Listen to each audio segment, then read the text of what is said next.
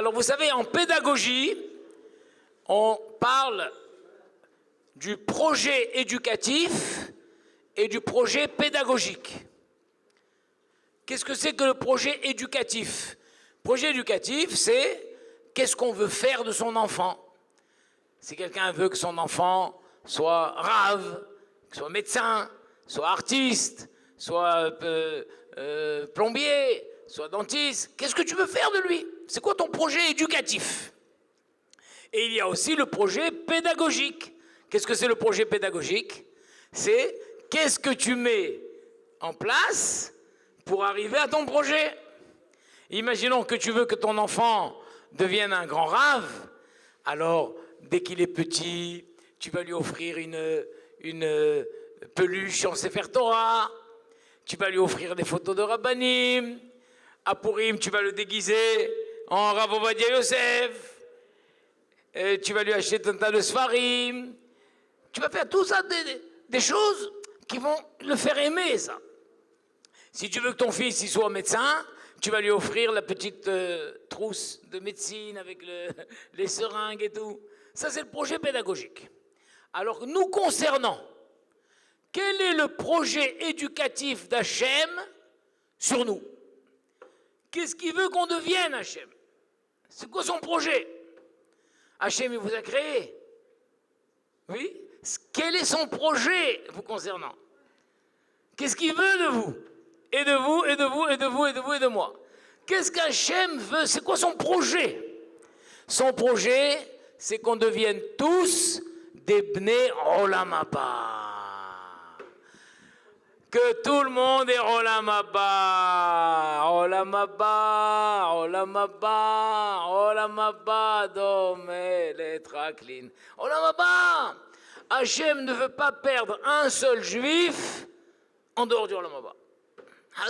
Chaque juif, il vient sur terre pour qu'il puisse avoir Olam Haba. Olam Haba. Et le projet éducatif, ça c'est le projet éducatif. Et le projet pédagogique, c'est quoi? C'est le Olam Hazé.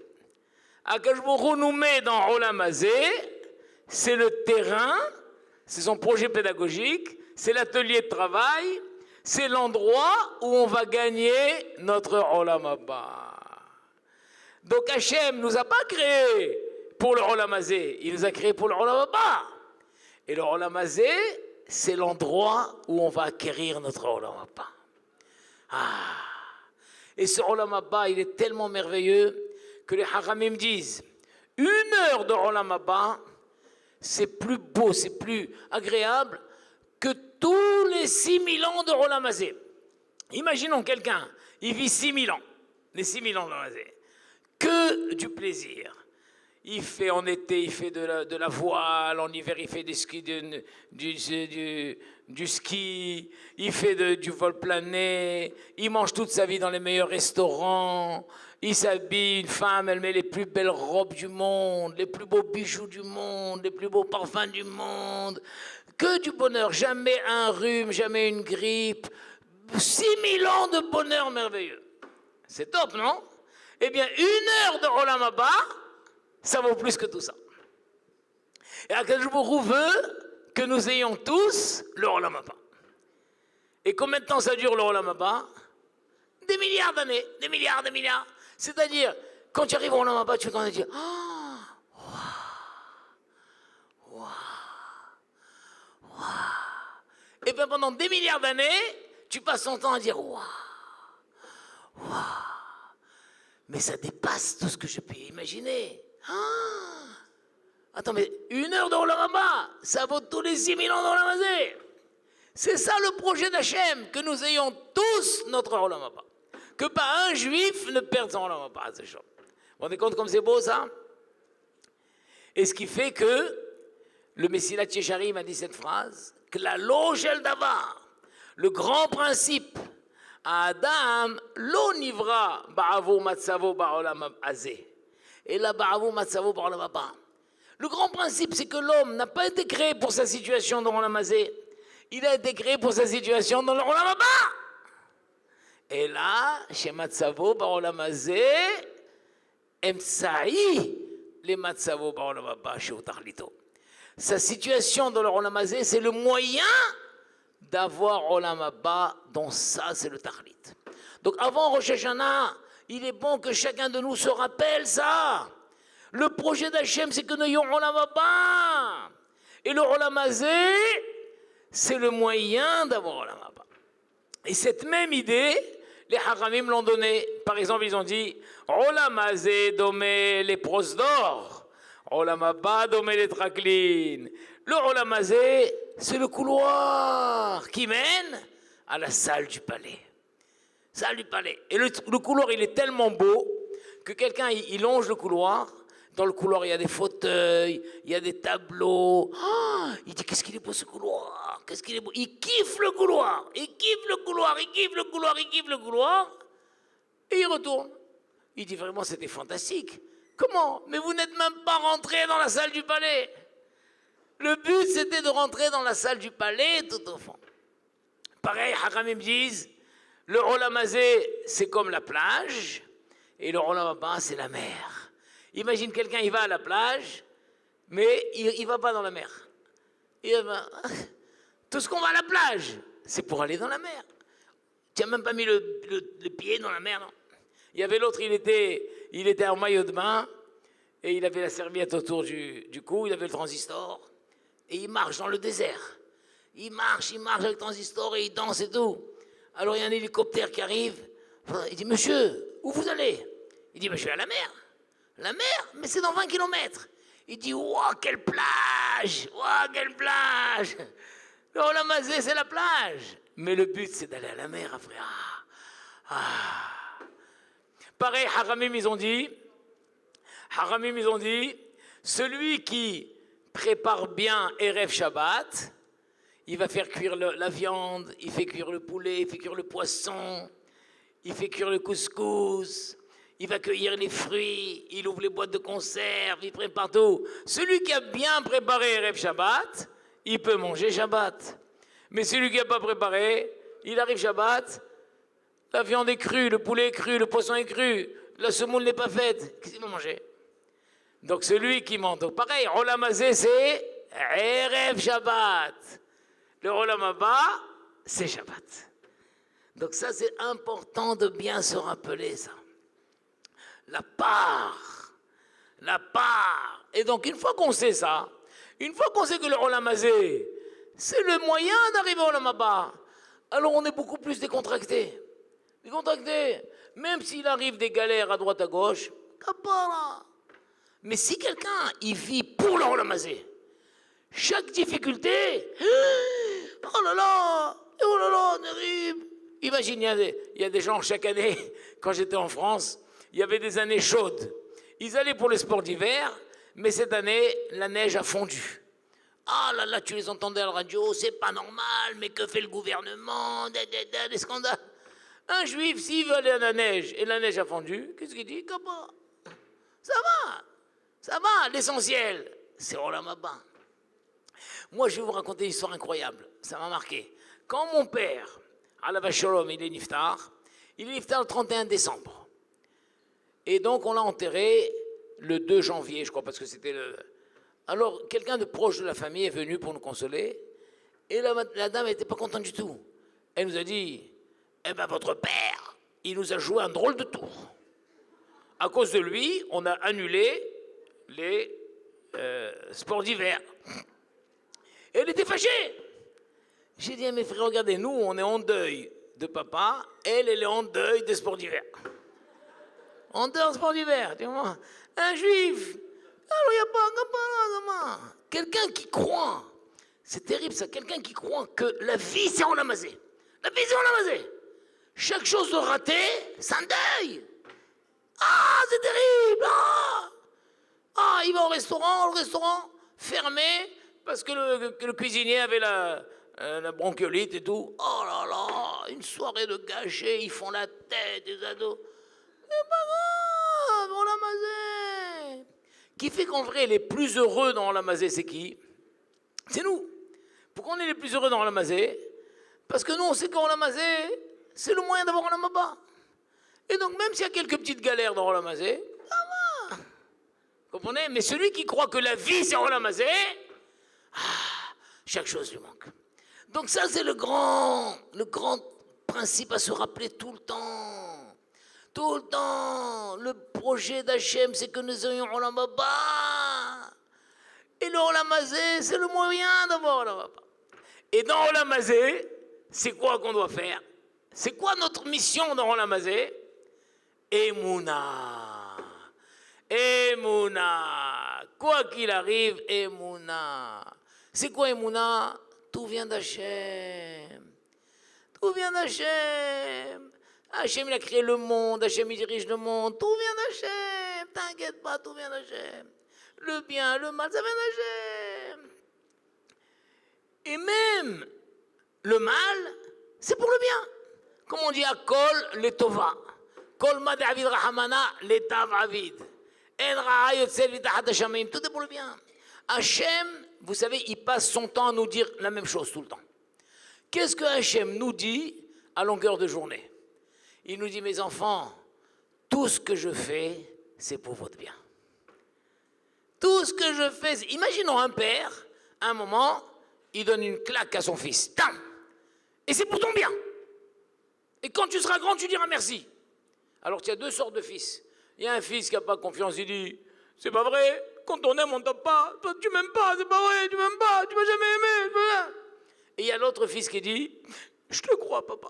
Je te crois, papa. Tu me crois que c'est pour ton bien? Je te crois, papa. Eh bien, Hachem nous dit, mes enfants, tout ce que je fais, c'est pour votre bien. Donc, Emouna, c'est pas simplement croire en Hachem. Emouna, c'est quoi? C'est croire Hachem. Je crois Hachem. Je te crois Hachem. Tout est pour ton bien. Il y avait Shimei ben Gera.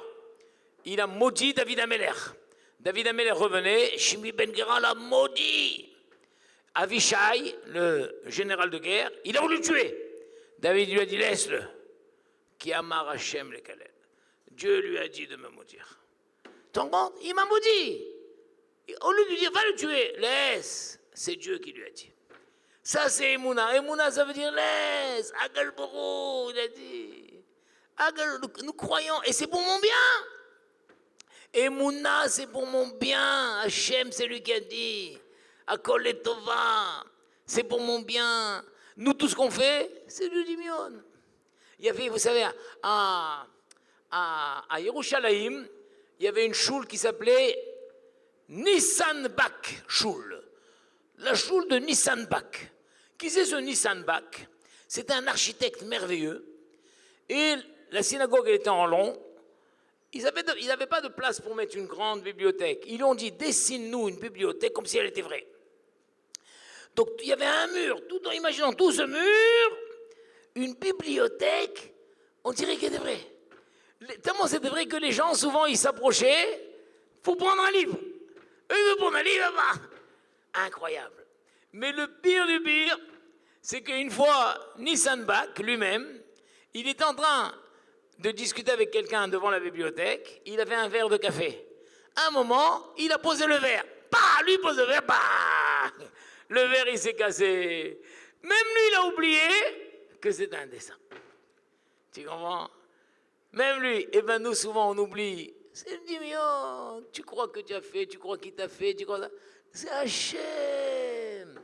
C'est Hachem. Et quand ça va, dis merci Hachem. Quand ça ne va pas, dis merci Hachem. Il y a un grand principe, je vais vous apprendre. Si ça ne va pas comme tu veux, tu rencontres quelqu'un, tu dis, alors ça va comme tu veux? Il dit, ah ben non, ah ben non, qu'est-ce qu'il y a? Je voulais un 4 pièces, on est 8 dans un 2 pièces, ah ben non, ça va pas, là, là. Oh là là.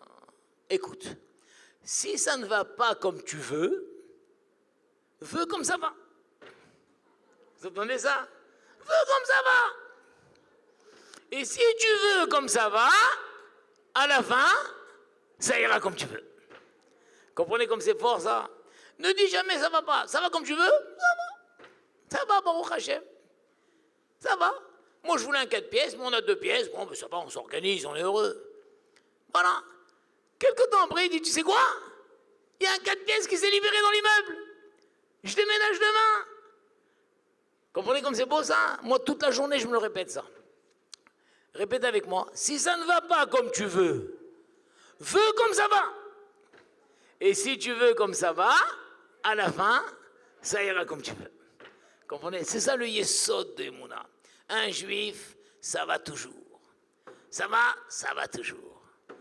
Ça va comme tu veux? Non, mais je veux comme ça va. Tu comprends? Et si vraiment tu veux comme ça va, ben Emouna, sans râler, sans pleurer, à la fin, Hachem, il te donnera et tu iras. Toi, tu veux un 4 pièces, mais pour l'instant, tu as un 2 pièces. Sois heureux dans ton 2 pièces. Sois heureux, dis merci à Hachem. Sois heureux, organise-toi. Et à la fin, tu l'auras ton 4 pièces. Quand ça ne va pas comme tu veux comme ça va. Et si tu veux comme ça va, à la fin, ça ira comme tu veux. Comprenez? Ça, c'est le Yesod, ça, c'est notre terrain de vie en constamment Hachem. Maintenant, dans le Olam Hazé, l'essentiel de notre travail, il est dans notre relation à autrui. 100 fois par jour, 1000 fois par jour, on est confronté à autrui. On rencontre quelqu'un, un sourire, une pensée, une chose, autrui. L'essentiel de notre relation dans autrui, c'est le kav srout. On est constamment mené à juger les autres. On le juge. Tu as vu qu'est-ce qu'il a fait? Tu as vu comment? Tu as vu quelle heure il va? Tu as vu comment il est habillé? Tu as vu comment ça va? On juge du matin jusqu'au soir. Nous jugeons chaque personne qu'on rencontre, on la juge. On la juge. Eh bien, la mission, c'est de quoi? De la juger, les kafsrout. Ça veut dire quoi, juger les kafsrout? Ça veut dire, même quand tu vois une situation extrême, il a fait ça, il est rentré là, qu'est-ce que c'est? Regarde ce qu'il a fait, de ça, de là, là, dis donc, là. Juge-le, les kafsrout. Je vais vous dire une recette pour expliquer le kafsrout. Le kafsrout, c'est comme le chausse-pied. Le type, il a un pied, il a une chaussure. Le pied ne rentre pas dans la chaussure. Le pied, il est gonflé, la chaussure est étroite. Qu'est-ce qu'il fait? Il prend le chausse-pied, il entre. Qu'est-ce que le chausse-pied il a fait? Est-ce que le chausse-pied a rétréci le pied? Le chausse-pied, il a rétréci le pied? Non. Il a élargi la chaussure? Non. C'est le même pied, la même chaussure. Mais le chausse-pied, il a aidé que... le pied, il est rentré dans la chaussure. Le pied, il est rentré dans la chaussure. Le kafsrout, c'est pareil. Tu le vois faire quelque chose comme ça, dis-toi, il n'a pas pensé, ou même s'il a pensé, il a regretté instantanément. L'autre, il vient de dire un gros mot. Ah, il a dit un gros mot. Il a dit un gros mot. Quel kafsrout? Voilà, quelqu'un qui a dit un gros mot. Comment tu peux juger les kafsrout? Nous, qu'est-ce que tu peux dire? Il ne savait pas que c'est un gros mot. Mais il sait très bien que c'est un gros mot, tout le monde sait. Il a regretté immédiatement. Il a regretté. Il n'a pas fait exprès.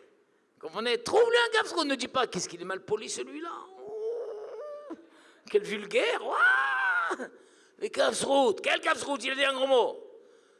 Il a mis une paire de claques. Ah, paire de claques. Quel kafsrout? Non, il voulait faire un geste comme ça. Il a regretté immédiatement. Il a regretté, c'était dans la colère, il n'était pas maître de lui. Trouve un kafsrout. Sur terre, nous sommes confrontés constamment à cette idée kafsrout, kafsrout, kafsrout, kafsrout. C'est incroyable. Du matin jusqu'au soir. Et chaque fois qu'on aura fait kafsrout, on gagnera la mapa. On gagnera la mapa. On gagnera la mapa. On gagnera la mapa. Puisque notre travail est de gagner notre mapa. Et maintenant, on est confrontés tous les jours dans des petites actions. Et on voit que nos hachamim se sont distingués par ce Ben Adam le Havero. Ben Adam le Havero, se soucier de l'autre, l'aider, prendre soin de l'autre. Moi, quand je suis arrivé en Israël, écoutez ça comme elle est belle celle-là. Je suis arrivé en Israël, le premier jour déjà, la voisine d'en face, elle vient, elle envoie sa fille avec un verre et dit « Maman demande si vous avez un verre de lait. » J'ai dit à ma femme, Blata, celle-là, on vient d'arriver. On vient d'arriver. Ils ont vu les Français, on va dire, ah ben, qu'elle demande aux autres, on vient d'arriver. Oh, non, donne-lui. J'ai mal jugé. Et combien je me suis trompé? Combien je me suis trompé? Parce que le lendemain, j'avais besoin d'un tournevis. J'ai dit à ma femme, va demander le tournevis chez la voisine. Elle a bien demandé le lait, va lui demander le tournevis. Et après, j'ai dit à ma femme, tu sais quoi cette voisine? C'est une sadéquette. Elle savait que nous, on vient d'arriver, on aura besoin d'un tournevis, on aura besoin de ça. On va se gêner de demander. Qu'est-ce qu'elle a fait? Elle est venue demander, elle, en premier. Comme ça, maintenant, on n'était plus gêné de demander. Et c'est confirmé après, j'ai vu que c'était une grande sadéquette, cette femme-là. Vous vous rendez compte comme c'est fort, ça? Tu vois que l'autre, il ne va jamais te demander. Demande-lui en premier, et comme ça, il va... Ah, du génie. Du génie. Moi, j'étais...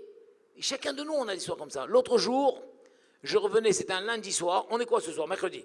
Lundi soir, il y a 2-3 semaines, j'ai terminé mon shiur à Ranana. Donc, à 21h, j'arrive à la maison. Je rentre dans Bnei Brak. Je n'avais pas fait ma hariv. J'étais fatigué. Je n'avais pas mangé.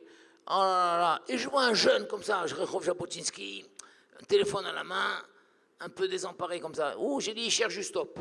Je lui ai dit, je peux t'aider? Je peux t'aider? Il me dit, non, non, j'ai pas rien, pas rien. Quoi, rien? Je suis descendu du bus, j'ai oublié mes tefilines dans le bus. Ah là là. Qu'est-ce que tu dis? Un type, il dit ça, qu'est-ce que tu dis? Ah, bon, tu appelles demain. Demain, appelle le Mouked, ils vont te trouver. Moi, je lui dis, moi, quel numéro c'est le bus? Il me dit le 400. J'ai dit, tu peux savoir, c'est quoi sa dernière station? Il a le téléphone. Oui, c'est Rehov Ben Gurion, à Ramat Gan là-bas. Je lui dis, allez, monte. Monte, on va courir dans le bus. La fatigue est partie, la faim est partie. Et je cours. J'arrive à la dernière station, Ramat Gan. Je dis, appelle, voici il est passé. Il appelle, il me dit, non, on jetait la côte. Encore 2 minutes. Moi je vais en ordre. Ah, il est là, descends vite. Il descend, mais le chauffeur de bus, il n'y avait plus de clients dedans. Donc il ne s'est pas arrêté. Il a continué. Moi, je klaxonne comme un fou, et le Bachouré court comme un fou. L'autre Ness, il s'arrête, et il lui dit quelque chose. Après, je lui ai demandé, qu'est-ce que tu lui as dit? Il lui a dit, tu es mon chauffeur? Il dit, oui, je te reconnais. Il dit, je t'en supplie, arrête, j'ai mes tefilines. Il monte, il sort les tefilines. Baruch Hashem, c'était beau. Maintenant, nous, on est à Ramat Gan. Je ne vais pas le laisser là-bas. J'ai là où tu habites, toi. Il me dirait, Chof Razonich. Allez, monte, je t'amène chez toi. Toute cette histoire m'a pris 40 minutes. 40 minutes. Mais j'étais tellement content. Merci Hachem. Alors après, j'ai profité, je fais du moussard. J'ai la prochaine fois, ne mets plus tes tefilines là-haut. Parce que si c'était un lingot d'or, tu le gardes dans tes mains. Les tefilines, on n'est pas là-haut. Mais j'ai compris. Ah oui, j'ai compris. Il m'a dit, vous imaginez, demain, j'aurais perdu toute la journée. Parce qu'il va aller au dépôt à Jérusalem. Ah non, c'est resté au dépôt de Ramat Gan. Ramat Gan m'a dit non, c'est pas où il est. Il me dit, vous savez ce que vous m'avez sauvé? Après, j'avais ni faim, j'arrivais pas à dormir. J'étais tellement excité, j'étais tellement content que Hachem m'a dit que j'ai pas raté. J'ai pas raté l'occasion. On a tous des occasions comme ça. Tous des occasions, en permanence. Des fois des occasions comme ça un peu extrêmes, et des fois stam. Saluer quelqu'un, un mot encourageant. Moi, par exemple, chaque fois, j'ai pris cette habitude, prenez-vous aussi. Chaque fois qu'on me présente, Hatan Kala, ils viennent, ils se présentent. Voilà, je me suis fiancé, toujours j'y parais. Que je dis, oh, vous allez très bien ensemble. Qu'est-ce que tu perds, toi? Vous allez très bien ensemble. On dirait un frère et une sœur. Toujours tu dis ça. Et bien après, toujours, c'est vrai, copie conforme, vraiment magnifique. Eh bien, un jour, j'ai vu un Rav qui faisait ça tout le temps. Et une fois, un couple est venu avec 4 enfants. Voilà, Rav, ce sont vos enfants. Comment vos enfants? Oui, parce que quand vous nous avez rencontrés, après le mariage, vous nous avez dit, oh, vous allez très bien ensemble. Et nous, on était à 2 doigts de divorcer en vrai. Après, on a dit, oh, c'est honteux, le Rav, il a dit qu'on va bien ensemble. Alors, on s'est remis. Et depuis, 4 enfants sont nés. C'est vos enfants. Tu comprends? Eux, déjà, ils commençaient à dire, on va divorcer, on n'est pas fait l'un pour l'autre. Et le Rav dit, oh, vous allez très bien ensemble. Donc, un mot, simplement. Vous allez très bien ensemble. 5 mots. 5 mots, regarde ce que tu as fait. Tu as sauvé un couple, il y a des enfants qui sont nés, tout ça et tout. Constamment. Tu comprends? Au lieu de dire, ah bon? Vous avez bien réfléchi avant de vous fiancer, là? Ah bon? Ah non, non, quoi? Non, c'est bizarre. Ah bon, bah, si vous vous plaisez, c'est ce qui compte. Hein. C'est pas moi qui compte, hein, c'est vous. Qu'est-ce que tu perds? Dit, vous allez très bien ensemble. Tu comprends? Pareil, comme l'Agmara dit, quelqu'un qui a acheté quelque chose. Si quelqu'un vient te demander, il a acheté une tenue, une robe, quelque chose. S'il n'a pas encore acheté, il dit, qu'est-ce que tu penses? Hein? Non, c'est pas ton style. Mais s'il te dit, t'as vu la robe que j'ai achetée? Il a acheté déjà. Qu'est-ce que tu lui dis? Magnifique. Magnifique. Il a acheté déjà. Magnifique. Qu'est-ce que tu vas lui dire? Tu vas lui dire, wow, ça ne te va pas du tout. Hop là, magnifique, c'est magnifique, ça y est. Il a acheté, il a acheté. Ah, constamment, on est appelé à faire attention à ça. Enfin, le Chazon-Ish, Zatzal, le Chazon-Ish, il venait de donner une conférence et il a eu une attaque cardiaque tout d'un coup. Il a eu mal. À la fin de la conférence, il a dit au chauffeur, vite à l'hôpital, vite à l'hôpital, vite à l'hôpital. Alors, sur l'hôpital, le chauffeur, il allait démarrer comme ça, le Chazon-Ish, doucement, doucement, avance doucement. L'autre, il ne comprenait pas pourquoi. Avance doucement, avance doucement. Ils ont fait 20 mètres, 30 mètres. Après, il a dit, allez, fonce maintenant, fonce. Après, il a dit, Rav, qu'est-ce qu'il y avait? Il lui a dit, tu n'as pas vu tous les gens qui étaient derrière pour accompagner? Si tu avais accéléré, ils auraient pris la fumée dans le visage. Donc d'abord, rendez compte, il est crise cardiaque du matin, il va mourir. Mais attention, ce n'est pas une raison pour asphyxier tout le monde. Rendez compte? Il a dit, doucement, doucement, fonce maintenant. Vous vous rendez compte comme c'est fort? Karaya. À chaque fois, Avatrinam, ce qu'on appelle Avatrinam, il y avait le rabbi de Vijnitz. Chaque fois qu'il voyait un juif, il l'embrassait. Des fois, Wahadi vient avec des boucles d'oreilles, avec la queue de cheval, et il embrasse, il dit. Alors une fois, ils l'ont dit, Rav, même un juif comme ça, il y a une mitzvah de l'aimer. Il a dit, je ne sais pas, mais je préfère rendre des comptes sur un Avatrinam plutôt que de rendre des comptes sur Sinatrinam. Vous comprenez comme c'est fort, ça? Je préfère qu'on me dise, pourquoi tu l'as aimé celui-là? Il ne fallait pas l'aimer. Ah, je ne savais pas, excusez-moi. Je préfère rendre des comptes sur un Avatrinam plutôt que rendre des comptes sur Sinatrinam. Pourquoi tu l'as détesté, celui-là? C'était un juif comme toi. Je ne saurais pas quoi dire. Donc, dans le doute, aime-le. C'est beau, ça, ou non? Des choses incroyables. Par exemple, il y a une chose que moi, j'ai fait 2 fois dans ma vie déjà. 2 fois, mais ce n'est pas suffisant. Le rabbi de Belz, Rabbi Aaron de Belz, il a dit, chaque juif dans sa vie, il devrait se débrouiller de faire un chidour. Un chidour. Moi, dans ma vie, j'ai fait 2 chidourim déjà. J'ai marié deux couples. Je suis aussi déjà. Bon, c'est pas suffisant. Mais il dit, chaque juif, en vrai, chacun, toi, chacun, on connaît des jeunes filles et des jeunes gens. Casse-toi la tête pour qu'au moins tu dis, voilà, ceux-là, c'est moi qui les ai présentés. Vous avez déjà fait un chidour dans votre vie avec quelqu'un? Oui, elle a fait. Ah, vous avez fait, bravo. Eh ben, les femmes, elles sont fortes. Les hommes, il y en a qui ont fait des chidourim déjà. Il est temps de se mettre encore. Aolamazé, c'est-à-dire, quand tu vas arriver dans le ciel après, Hachem va te dire, tu as connu beaucoup de gens, tu as eu l'occasion de présenter un garçon et une jeune fille. Oh non, moi je ne suis pas occupé de ça, c'est pas mon problème. Ah bah, il faut, chacun de nous, voilà, la vie est encore longue, que chacun de vous qui êtes là, débrouillez-vous, de vous casser la tête, dis attends, mais il y a celle-là, Rachel, elle n'est pas mariée, et lui, Shimon n'est pas marié, peut-être lui, allô, tu essayes, 1, 2, 3, un jour ça marchera, un chidour. Vous vous rendez compte, le Olamazé, c'est le monde du travail. Du travail. Mais quel monde agréable. Quel monde merveilleux. Quel monde merveilleux. Mais casse-toi la tête. Qu'est-ce que tu peux faire pour l'autre? Le juger favorablement, l'aider, précéder ses besoins, réfléchir. Et hazve shalom, de ne pas faire du mal à l'autre. Vous connaissez la fameuse histoire du cordonnier. Le cordonnier, il est devenu riche, le cordonnier. Il est devenu riche.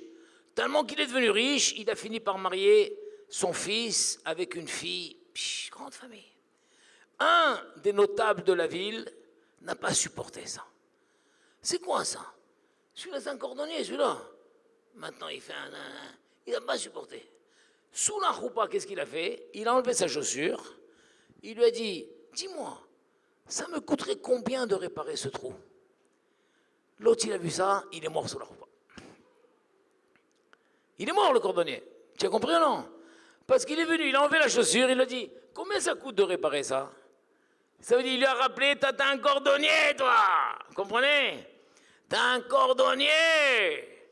L'autre, il a eu un tel choc qu'il est mort. Vous avez compris l'histoire ou non? À la suite de ça, Rabbi Israël Salanter, il a lancé le mouvement du Moussard. Vous savez, Rabbi Israël Salanter, il a lancé le mouvement du Moussard. Vous savez ce que c'est le Moussard? Et il a dit, je lance le mouvement du Moussard pour deux raisons. Les deux, ils ont tort. Les deux, ils ont tort. Celui-là, il a tort d'avoir été jaloux et de lui dire combien ça coûte ça. Et lui, il a eu tort de mourir aussi.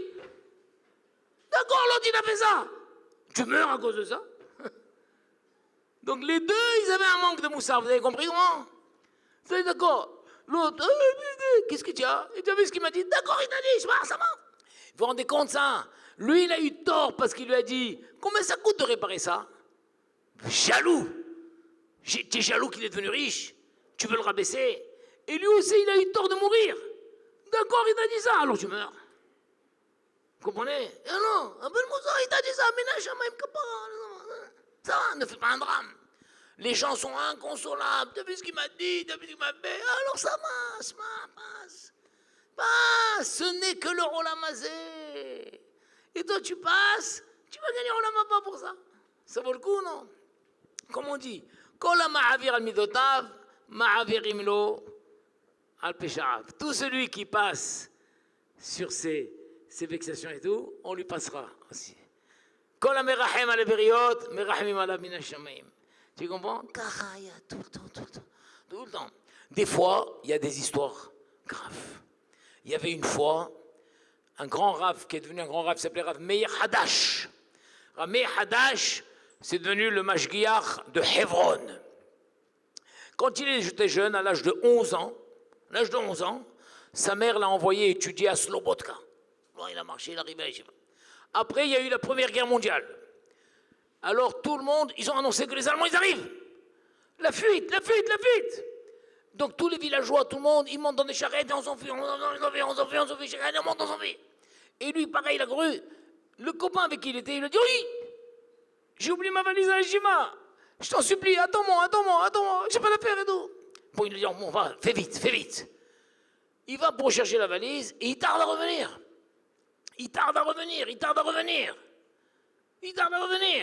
Et en attendant, les charrettes, ils viennent, monte, petit, monte. Non, j'attends mon copain, monte. À la fin, il le voit, le copain, arriver avec la valise, de loin, et il y a une charrette. Qu'est-ce qu'il fait, le copain? Il saute dans la charrette. La charrette dépasse devant lui, il n'y a plus de place. Alors lui, il a dit, à ce moment-là, j'étais tellement furieux. J'ai dit, Hachem, si je sors vivant de cette guerre, plus jamais j'attendrai quelqu'un. Il dit, mais instantanément, tout de suite, je me suis repris. J'ai dit, non, Hachem, si c'était à refaire, je le referai. Si un juif me demande de l'attendre, j'attendrai. Et il dit, à ce moment-là, j'étais un enfant, j'avais 11 ans.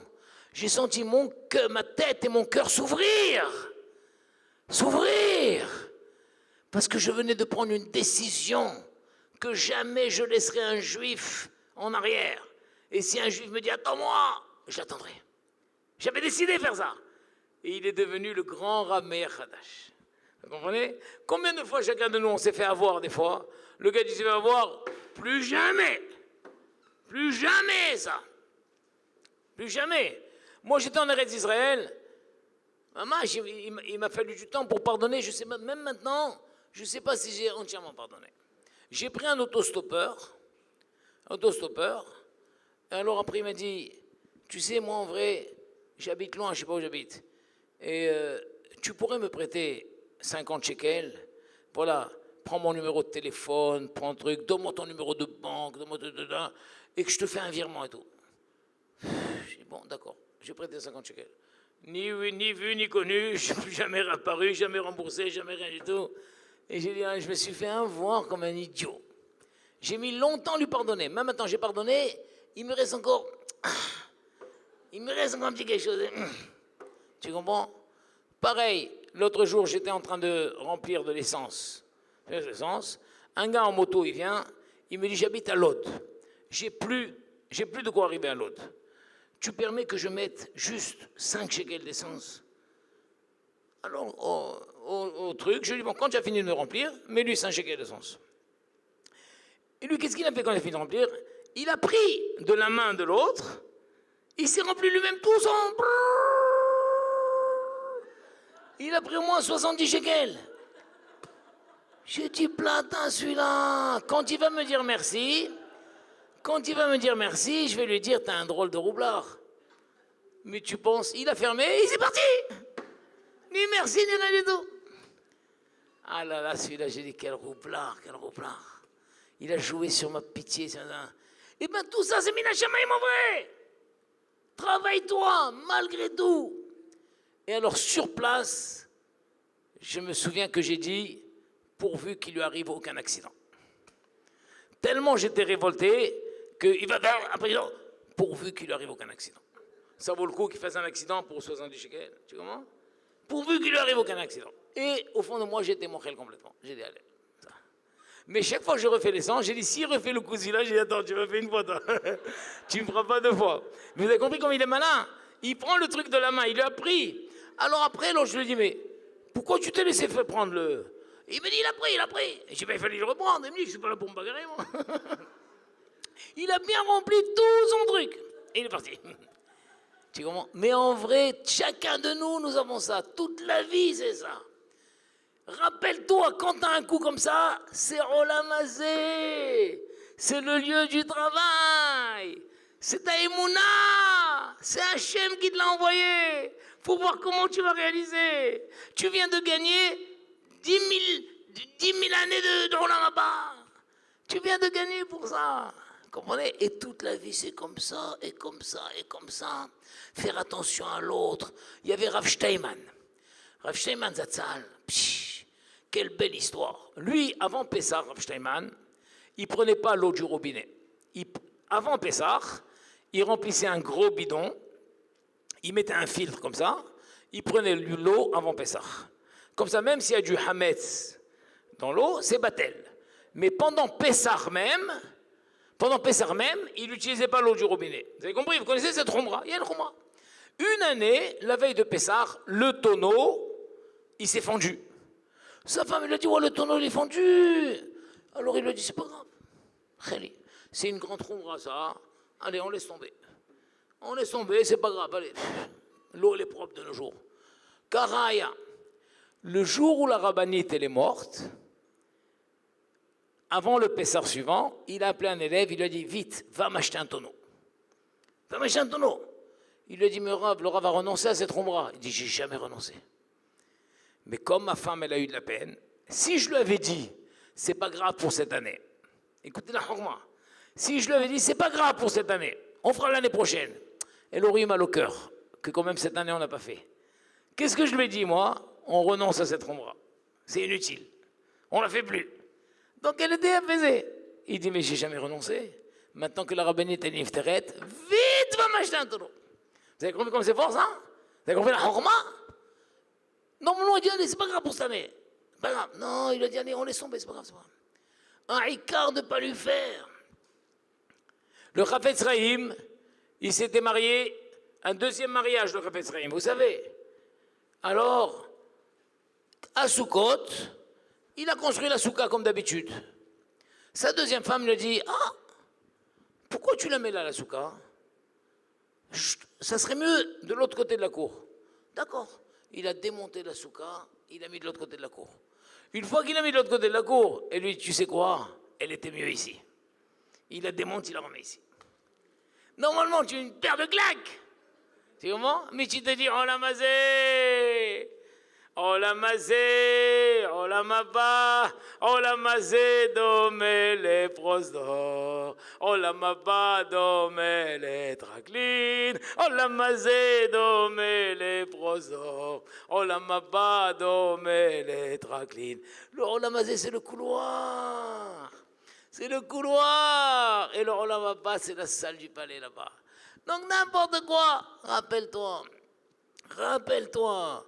Donc juge-le les cafes-routes, ne t'énerve pas, ne lui en veux pas, sois prudent, souris-lui, réfléchis.